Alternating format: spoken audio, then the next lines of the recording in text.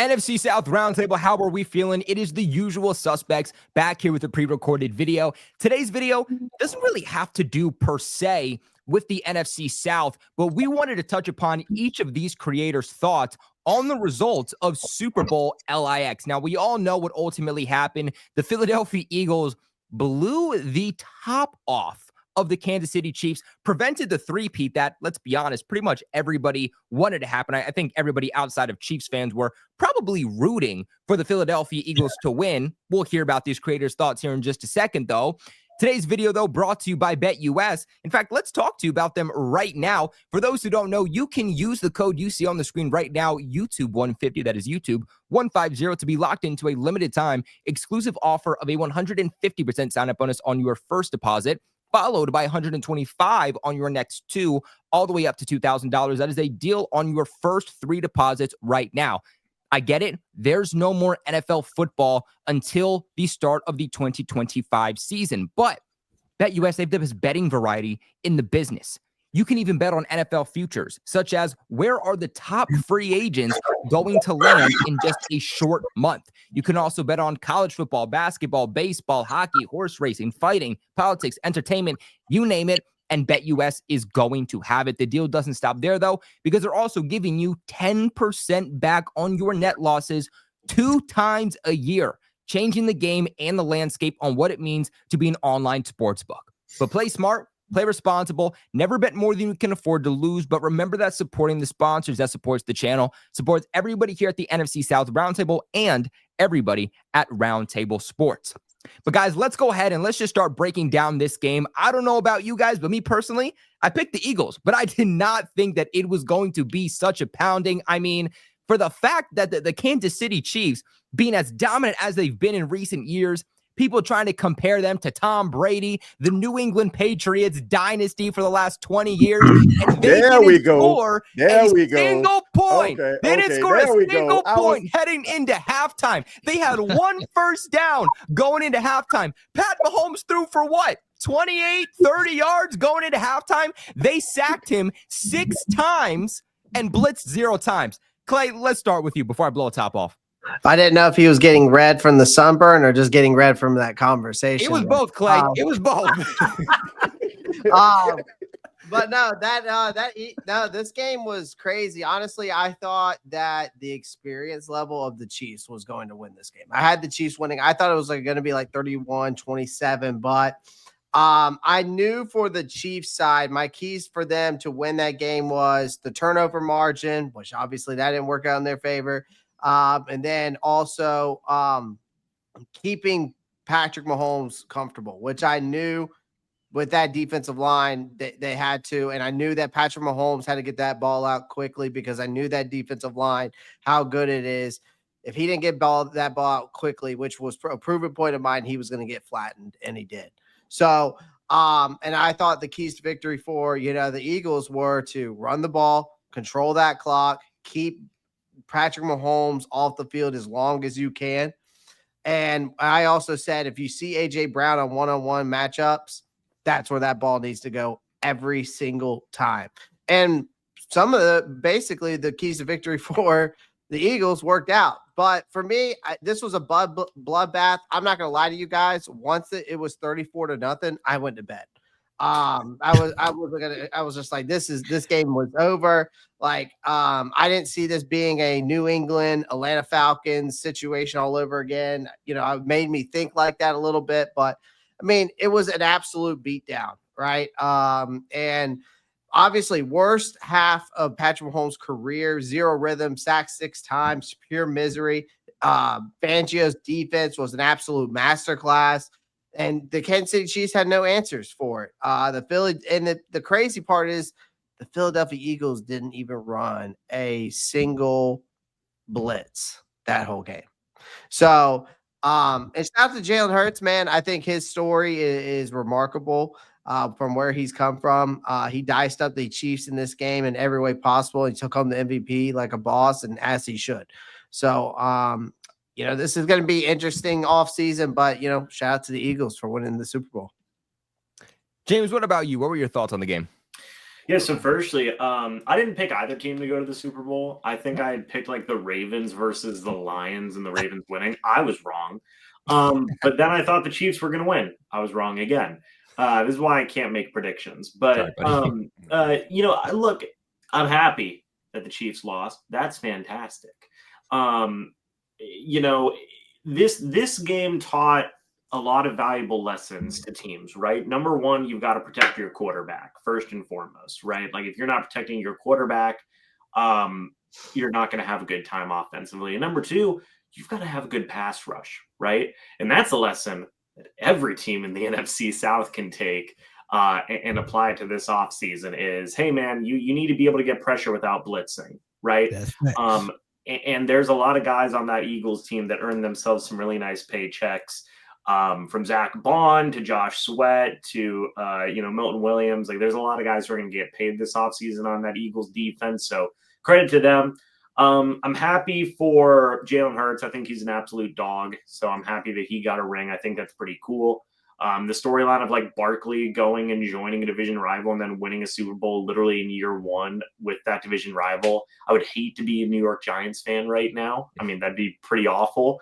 But there was some valuable lessons I think that teams can take away from this, which is, hey, make sure you've got your offensive line figured out, and also make sure that you can rush the passer without having to blitz, and you can be set up to be a very successful team in this league. So, kudos to the Philadelphia Eagles disrupting that three-peat and whatnot. I am curious. I've been talking with some of my buddies about this. I wonder now if Mahomes will ever be able to catch Brady's amount of Super Bowls because he's won 3 now, right? And he's lost 2. So I don't know if he'll ever reach 7. He's 29, right? Yep. So that's curious. I'm curious to hear what you guys think. Do you think he'll ever reach Brady's Super Bowl count? That depends on when Andy Reid retires. Yeah. I think Patrick Mahomes is one of the most underrated quarterbacks in the NFL.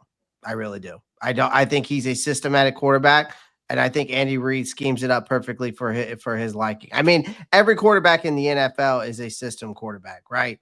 But this is like almost to the level of where people were saying the same thing about Tom Brady. But there's a difference between Tom Brady. Tom Brady made plays when it mattered, and Patrick Mahomes doesn't. So, drop the mic on that one. Drop the mic on that one. I think, again, you see it. And again, we should even stop talking about Patrick Mahomes and Tom Brady because Joe Montana is still in that conversation. Because the last time I checked, Joe Montana's 4-0. Montana's still the greatest to me. Still the greatest. Hey, Smitty, whoa. Hey, I mean, I'm saying I saw this guy first, just like that. Listen, I grew up in that time frame. He the Michael Jordan of that area when it comes to quarterbacks. I mean, Pat. Here's the thing: we can have a conversation down the road that if Patrick Mahomes goes back to these Super Bowls like a Tom Brady did, Tom Brady 10-year stretch. That 10-year stretch was remarkable, and I don't know if there's anybody that'll ever tie that or get close to that. I mean, Patrick Mahomes has a chance later on down the road, but I just don't think he's as elite as a Tom Brady. I just don't. Yeah, I think Andy Reid has made him better. That is what coaching does. And good for Andy Reid and good for Patrick Mahomes. I just don't think that. I think Lamar Jackson elevates his teammates a lot better. I think a Josh Allen elevates his teammates a lot better. That's just my opinion. What do you think, TJ? Man, look, I get everybody don't like Patrick Mahomes, but that's ridiculous, man. This dude is a special quarterback. I mean, this dude has a amazing arm talent. Like he has the ability to be able to elevate his game. And every single quarterback that you just mentioned, he beat in a high stakes situation. Joe Burrow, as much as I love Joe, Lamar Jackson. I mean, it doesn't matter. I mean, Josh Allen was balling out. Like Josh Allen had a better season statistically than Patrick Mahomes, but he beat him. So, I mean, look, I just think when people like start comparing quarterbacks, we find ourselves like, in love with a certain one. So we try to downplay him. Tom Brady was a special quarterback when he played. Joe Montana was a special quarterback when he played. And what we're watching right now with Patrick Mahomes is special. I just think that people just got Kansas City fatigue. When you look at the referees and how they treat them, they didn't treat them well in this game. I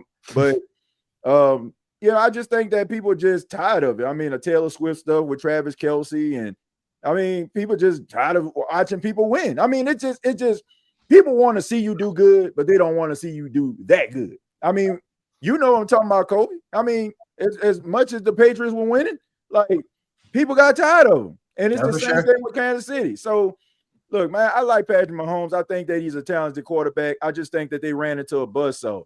That reminded me of that game, Super Bowl 48, when the Denver Broncos played the Seahawks. Seahawks, they had some dogs, man. They had some dogs out there. And Denver, they were a good finesse team. You know, they can, matriculate the ball down the field and dink and dunk it, you know what I'm saying? And they had offensive execution. But this team, Philly, they just came in with a different type of energy. And Steve Spagnuolo, he plays a huge role in that loss. He completely underestimated Jalen Hurts and his ability. That was the most disrespectful game plan I've ever seen. They went into that game basically saying, if we stop Saquon Barkley, we're going to win this football game. They didn't even think or take into account that Jalen Hurts can make plays with his arm. And he lit them up. So I think that the arrogance played a role. You can tell, like, the way they was rolling all week, there was a level of arrogance. Like, they just thought like they were just going to beat the brakes off of them. We about to go out here and three-peat. But, Philly was on some different type of energy, man. They had black forces on that day. And they put two foots in them boys. Like, for real, man. Like, it was embarrassing, man. Like, seriously, man. I mean, the best thing about that Super Bowl was that crawfish dip that my wife made, man. I was actually impressed because my wife ain't even from Louisiana. You know what I'm saying? She's from Alabama. She cooking like she's from Louisiana. You know what I'm saying? So that was the best part of the Super Bowl for me, personally. But it was just a beatdown, man. Beatdown. And, man, I started to lose. I'm going to be honest. I started to lose brain cells just hearing people ask me, well, you think he's catching up, right? Like, Pat Mahomes is catching up to Tom Brady. It's like, we didn't accept that Tom Brady was the greatest of all time until he officially passed Joe Montana. So the fact that, Patrick Mahomes, he hasn't caught up to Joe Montana. He's not even halfway to Tom Brady, but we're already making these comparisons. Never made sense to me. I mean, I'm sorry. Yes, there was a lot of things that broke down that Super Bowl for Kansas City and prevented that three-peat, but Patrick Mahomes was one of them. He threw 2 interceptions. One was a pick 6. He was strip sacked. I'm sorry, but he didn't play a good game within it himself. Tom Brady never got blown out in the Super Bowl. Tom Brady was never the reason that the Patriots lost games. Never compare the two again. At least right now, it's disrespectful. Right. And I think another thing is that you could say also Andy Reid's game plan and that offense didn't play to their strengths either. Like, if you knew that this defensive line wasn't going to run any blitz packages and was literally still able to get through without running any blitz packages, you would have thought that with Kareem Hunt and Isaiah Pacheco, you would have ran the ball more at the beginning of the game. And then another thing is you got Xavier Worthy, who could take the top off of defense, and they didn't start using him until later on in the game when too little too late. So the game plan on that end as well, you could also put the blame. I'm just saying, like, I think Patrick Mahomes is underrated. I'm not saying that he's not an elite talent. I just think that I prefer other quarterbacks over than him and that's just my personal opinion. But in this game, and I agree with TJ, Spagnuolo was an arrogant son of a bitch in this game. Yep. An arrogant son of a bitch for the way he draw it up for Jalen Hurts, and Jalen Hurts cooked his ass for it. Yeah, I mean, just mad disrespect. Man coverage on AJ Brown, like, you out your freaking mind. I don't care. I don't care. One-on-one coverage with AJ Brown, he's gonna make you eat that every single time. Trent McDuffie is one of the best corners in the league, but bruh, AJ Brown's a different animal. AJ Brown's a different animal. Like stir fry. It wasn't even a contest. Oh my goodness! I thought that was prime Calvin Johnson out there, just freaking terrible. Honestly, I don't think Patrick Mahomes has been the same since Tyreek Hill left. When defensive coordinator had the game plan for Tyreek Hill, it made Patrick Mahomes' job just a little bit easier. But this game right here, I don't know where Andy Reid was dialing up. And honestly, that Chief defense finally got exposed. They played in 12 games, one possession games. Yep. Eventually that's going to come back to bite you. They didn't play to blow people out. They just played not to get injured the whole season. So in the Super Bowl, guess what? You ran into a juggernaut. Saquon Barkley, who I thought was going to be the deciding factor, but at the end of the day, it was just that Eagle defense. And they gave everybody a blueprint on how to build a team. They got their quarterback finally. They went out and traded for A.J. Brown. Then through the draft, they got Jordan Davis, Nolan Smith, Jalen Carter, N'Kobe Dean, all these Georgia guys who had that championship pedigree. So they know how to win.